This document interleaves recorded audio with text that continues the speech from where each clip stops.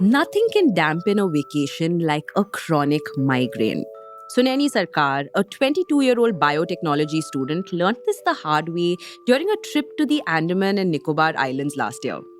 Her most vivid memory of the trip was suddenly feeling a sharp, persisting pain at the back of her head. And when the pain didn't go away, even after she returned from the vacation and took fistfuls of prescribed pills, she knew she needed something more. So her doctor suggested she try out something called Nirivio. Now, this is a small migraine management device launched by pharma major Dr. Reddy's through a partnership with an Israeli biotech firm called Theranica Bioelectronics. It looks a little bit like a band aid around the arm, and how it works is it sends electrical signals to the nerves to reduce pain. The device connects to an app via Bluetooth and controls the electronic pulses sent to the arm. It also stores the person's data to track migraine episodes over a period of time. It seemed simple enough, and Suneni's migraines weren't getting any better, so she decided to give it a go. Turns out she isn't alone. In the last few years, the market for devices to treat and manage chronic and non communicable diseases has been blowing up. And with it, we're seeing all sorts of digital therapeutics and devices entering the scene. Nirivio, the device Sunena was prescribed, is part of Dr. Reddy's newly formed digital therapeutics portfolio. Besides the device, it has also launched an app to treat irritable bowel syndrome called Daily Bloom. These two offerings may be a speck in the company's vast product portfolio, but they're indicative of things to come. Because you see, it isn't just Dr. Reddy that has been dipping its toes into this market. Several other pharmaceutical companies have invested in digital therapeutic products in the last few years for managing chronic and non communicable diseases. Lupin Digital Health, for instance, launched Life, which is a cardiac care management app, back in April. The app tracks the user's health data, think things like blood pressure, pulse rate, even an electrocardiogram, and then lets them connect with emergency responders and doctors if and when needed. Why? Well, the Ken reporter Sudeshna Ray spoke to several health analysts and people in the pharma space, one of whom said that this is one viable way for pharma companies to differentiate themselves from each other. Think about all the other ways pharma companies could innovate.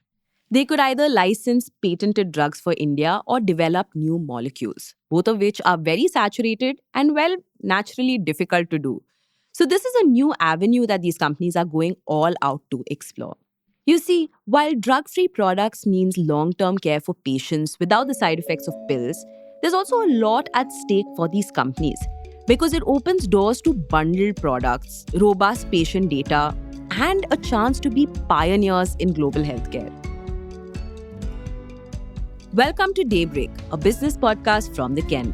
I'm your host Rahil Philippos, and I'll be joining Snigdha Sharma every day of the week to bring you one business story that is worth understanding and worth your time. Today is Wednesday, the 29th of January.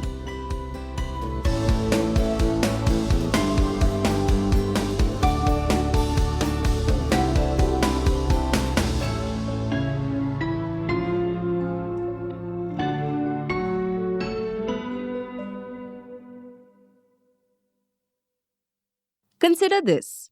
Today, as many as 217 million people in India suffer from migraines. Just take the case of Suneni. Within a few months of being diagnosed with migraines, she had taken the SOS pill so frequently that it just stopped working, which is when her doctor had to increase the dosage. And as a result of all of that, she ended up gaining 10 kilograms in 1 year. So when her doctor suggested Nerivio, she immediately bought three of them in a buy two get one offer. Each device costs 14,000 rupees and lasts for 18 sessions of 45 minutes each. So one device will work for around a month, more or less. Like I said, millions of people across the country deal with migraines. So there have been several non-pharmacological treatments that have popped up over the years for people like Suneni. For instance, just a decade ago, Gujarat-based Everest Healthcare became a distributor for Cephaly, a Belgium-manufactured battery-powered migraine band worn across the forehead. It cost about 25,000 rupees back then. There were also others like GammaCore, which was a nerve stimulator developed by a US-based medical tech firm. The list goes on. But despite some positive responses and results, these never really took off in India. Ashish Sharma, a neurologist from Bilaspur in Himachal Pradesh, told Sudeshna that was because most of these devices worked well for acute diseases but couldn't really handle preventive care. Now that has changed. Nirivio and products like it sell because they help prevent the severity and frequency of episodes. And despite the high investment required, patients in tier 2 and 3 cities also seem to be open to trying them out, according to Dr. Sharma. He says it is an obvious choice when you look at the other options available for chronic migraine management. You can either go for injectables from Switzerland based pharma major Novartis or Botox shots.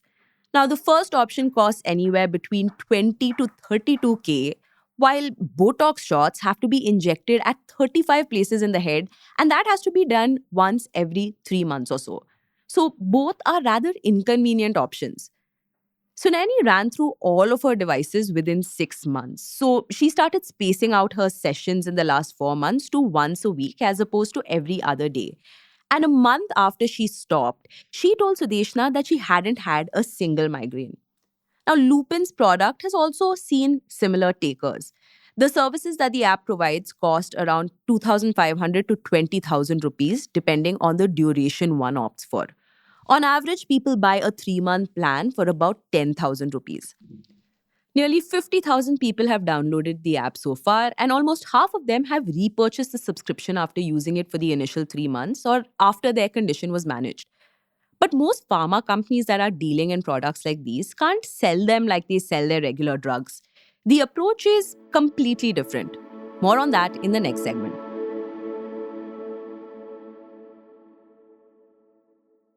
Now, over the years, pharma companies have realized that rolling out treatments for chronic conditions is more useful for people than for acute ailments like pain or infections. At least until a month ago, pharma companies were focused on products that treat acute conditions. But there's been a gradual shift towards making products to treat non communicable and chronic conditions like cardiovascular, diabetes, and central nervous system related issues, which is where digital therapeutics, which often use drug free treatments, come into play.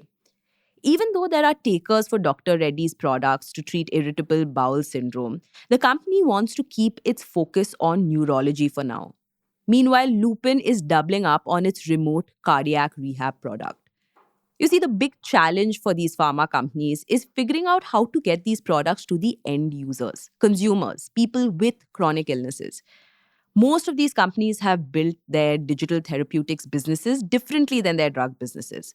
So, in the case of Lupin, typically they partner up directly with either hospitals or insurers. This, they found, was a great way to showcase the benefits of the products on offer.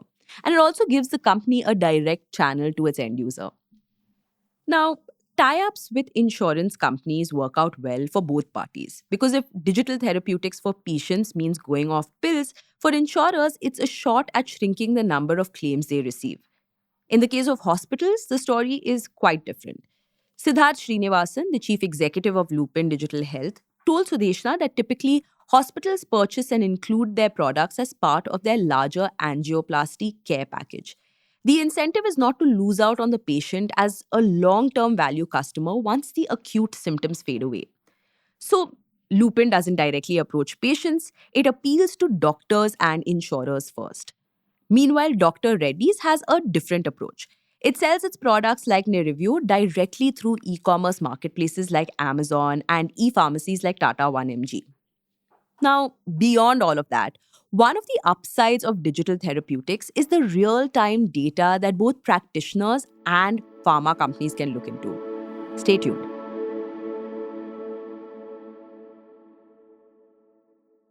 Dr. Sharma from Bilaspur has prescribed Nirivio to 160 of his patients, and he now plans to do a study of his own based on the data these devices collected. He told Sudeshna that the devices facilitate very reliable data collection.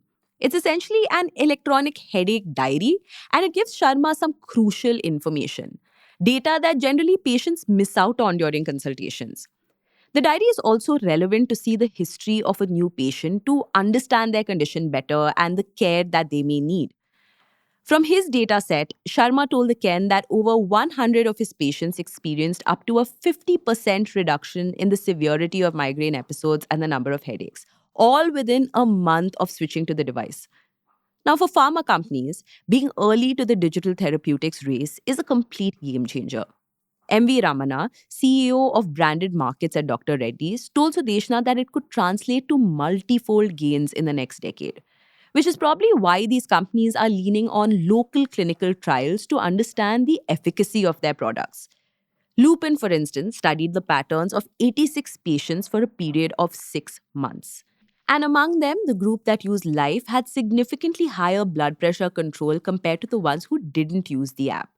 The company also found a significant improvement in the quality of life among Life users. Now, the company is using the data to improve the product for higher efficiency. But what about people who aren't comfortable with apps and technology? Well, these companies are figuring out workarounds there too. For instance, Life's key features are integrated with WhatsApp as a complete replacement of the app. So, this essentially means that one doesn't have to manually feed data from a prescription or a blood report. Instead, they just have to take a photo of the same on WhatsApp. So, naturally, the next step for these companies would be to take this niche segment to other semi regulated markets, at least once they figure out a better standard of care here in India. Now, what that means for people like Suneni is a future of pain free and pill free vacations.